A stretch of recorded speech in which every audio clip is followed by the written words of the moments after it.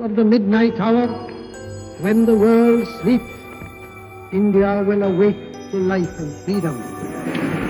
In the Cold War era, when the world was split between two superpowers and colonial shadows still loomed large over nations like India, one quiet, brilliant Indian scientist was about to do the unthinkable. In a time when India was mocked as a land of snake charmers and poverty, he stood up, not with protest, but with pure genius. His invention would not only shake the foundations of Western science, but leave the world's most powerful nations stunned. This is the forgotten story of the man who dared to challenge the West and won. A man whose name should be as legendary as Einstein or Tesla. But chances are you've never even heard of him. Welcome to the Real India Files, where we discover the untold stories of India.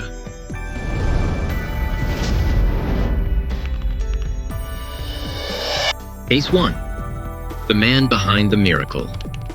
Dr. Archivkar Bapuji Talpade? Not this time. Meet Dr. C.V. Raman's silent successor. Let's rewind to post-independence India, the 1960s. India is barely a decade into freedom. A young, struggling nation, plagued by famine, poverty, and foreign dependence.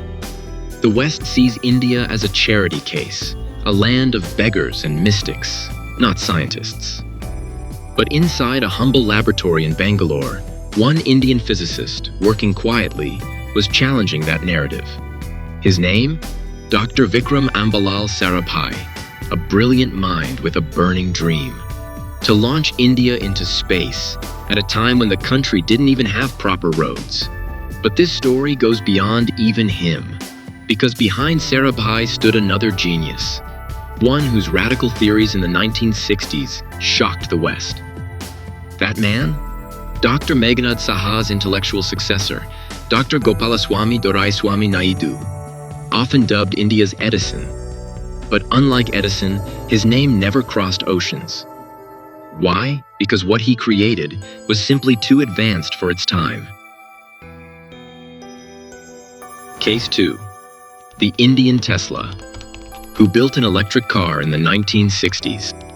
Dr. G.D. Naidu, born in Coimbatore in 1893, son of a farmer, dropped out of school but built India's first electric motor by himself. He was a mechanic, engineer, inventor, and a scientist all rolled into one.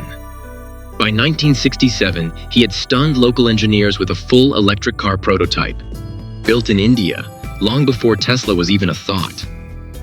The West? Still obsessed with gas and oil. This Indian man had created a fully functional battery-operated automobile and was ready to mass-produce it. But guess what? No one supported him. No Western investor. No Indian industrialist. Not even the government. They dismissed him as a dreamer, a crank. His electric car was never mass-produced. But today, the world celebrates Elon Musk, while India quietly buried G.D. Naidu's legacy.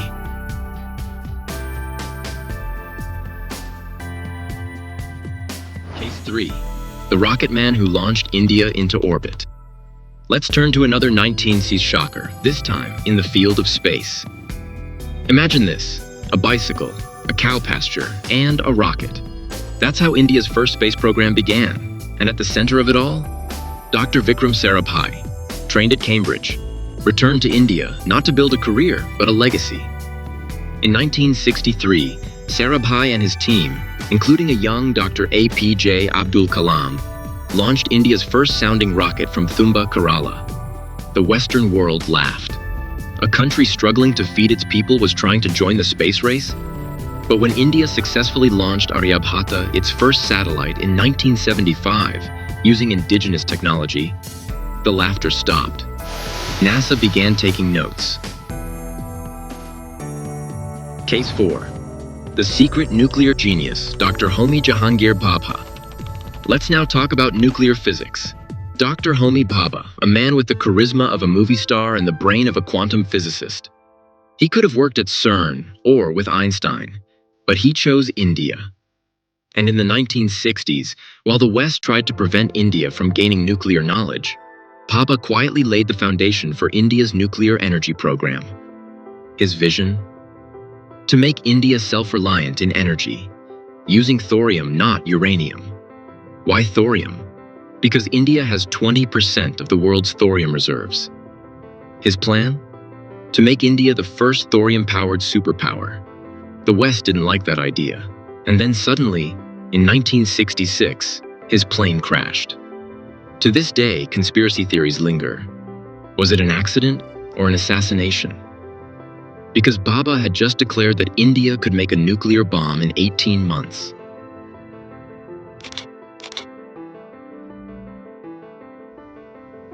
Phase 5.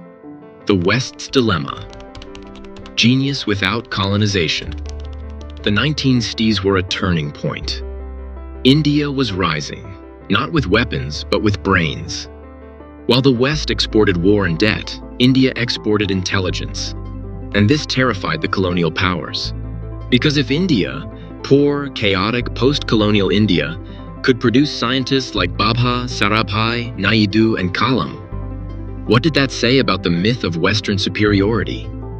What if India didn't need aid, but only recognition?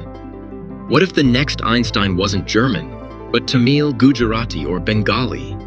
This shook the foundations of Western academia and politics alike. Case 6. Why you never heard these names. So why don't you know about these men? Because history is not just about facts, it's about power. And the powerful decide whose stories are told. Hollywood never made a movie about G.D. Naidu. Cambridge doesn't teach Sarabhai's vision. And textbooks across the world barely mention Dr. Bhabha or India's early space feats. Because these stories disrupt the narrative of Western exceptionalism. But now, we are telling them. We are bringing them back. Because the world deserves to know, and you deserve to be proud of where you come from. These are not just names from the past. They are reminders of what India is capable of what happens when genius is nurtured, not neglected.